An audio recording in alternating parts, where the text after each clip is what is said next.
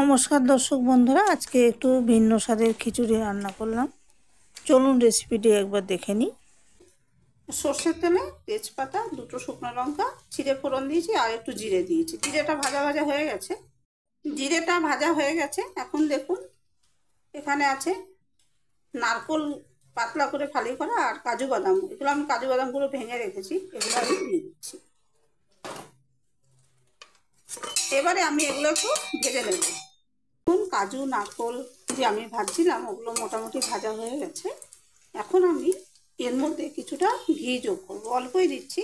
আমি দেখাতে ভুলে গেছি, একটু হিং দিয়েছি, এই যে সাদা দেখতে পাচ্ছেন, আর জিরার গুঁড়ো দিয়েছি, হিং জিরার গুঁড়ো, আর এই যে হলুদ গুঁড়ো এই দিয়েছি, আর একটু আদা থেতো করে দিয়েছি। হিং, জিরার গুঁড়ো, হলুদ গুঁড়ো আর থেতো করা আদা মিশিয়েছি। এটা হালকা নেড়ে নেবো আমি। নেড়ে এখানে আমি দেখিয়ে দিচ্ছি, মুগ ডাল শুকনো কড়াইতে ভেজে ভালো করে ধুয়ে রেখেছি, একটু ভিজিয়ে রেখেছি। আর এখানে দু রকম চাল আছে, গোবিন্দভোগ চাল, আর আমি আগের দিনে একটা পোলাও রেসিপি পোস্ট করেছিলাম, সেখানে কাশ্মীর কেশরি চাল দিয়ে করেছিলাম, সেটা বলতে ভুলে গেছিলাম। সেই কাশ্মীর কেশরি চালটা আছে। তাহলে দু রকম চাল আর ডাল আমি এর মধ্যে দিয়ে দিচ্ছি। এবার এই কাশ্মীর কেশরি চাল, গোবিন্দভোগ চাল আর এই যে মুগ ডালটা যে ভেজে আমি ধুয়ে রেখেছিলাম, ভিজিয়ে রেখেছিলাম, সেগুলো একটু ভালো করে আমি ভেজে নেব। হিং, আদা, হলুদ গুঁড়ো, জিরার গুঁড়ো আর এই চাল ডাল এগুলো মেশাবার সময় আমি আঁচটা অনেক কমিয়ে রেখেছিলাম।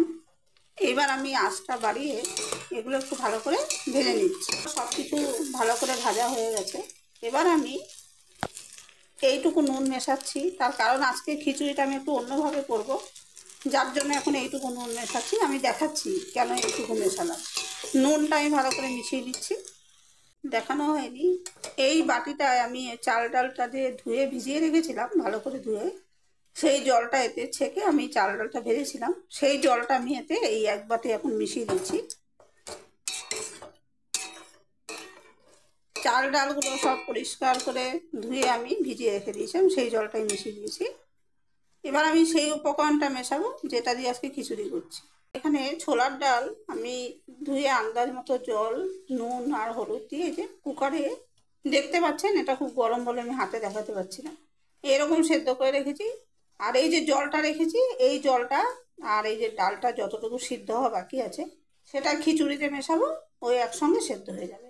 আজকে আমি তাহলে দু রকম ডাল আর দুই রকম চাল দিয়ে খিচুড়িটা করছি। এবার আমি ওই সেদ্ধ করা ছোলার ডালটা এই যে মিশিয়ে দিচ্ছি। সেদ্ধ ছোলার ডালটা মিশিয়ে দিয়েছি। এখন আমি এই গুড়টা মিশিয়ে দিচ্ছি।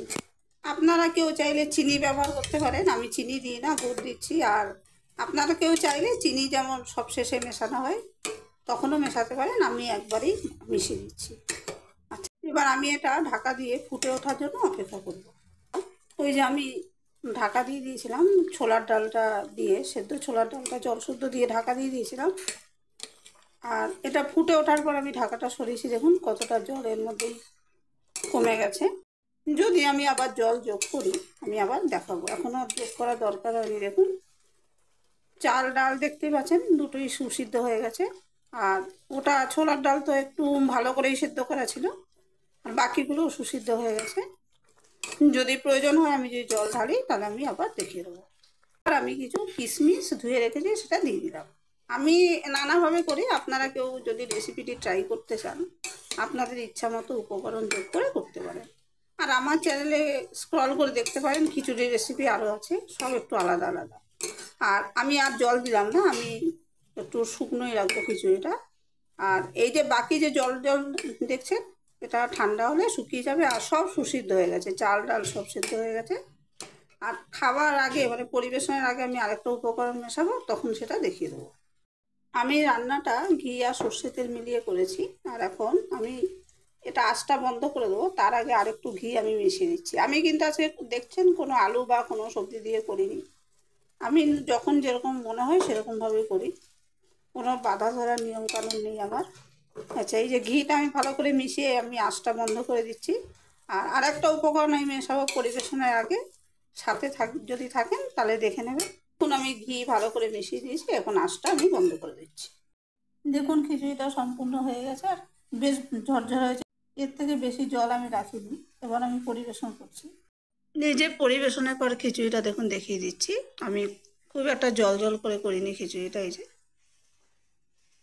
আর আমি যে উপকরণগুলো এখানে ব্যবহার করেছি আর যে মশলাপাতিগুলো ব্যবহার করেছি, আপনারা যদি কেউ রেসিপিটি ট্রাই করতে চান এগুলো অ্যাভয়েডও করতে পারেন। আর আমি শেষে একটু চীনাবাদাম ভাজা মিশিয়েছি। এটা খিচুড়ি নামাবার সাথে সাথে মেশালে নরম হয়ে যাবে। খাওয়ার ঠিক আগে, পরিবেশনের ঠিক আগে মিশিয়ে দিলে খুব সুন্দর একটা স্বাদ হবে আর মুখে পড়লে বেশ ভালো লাগবে।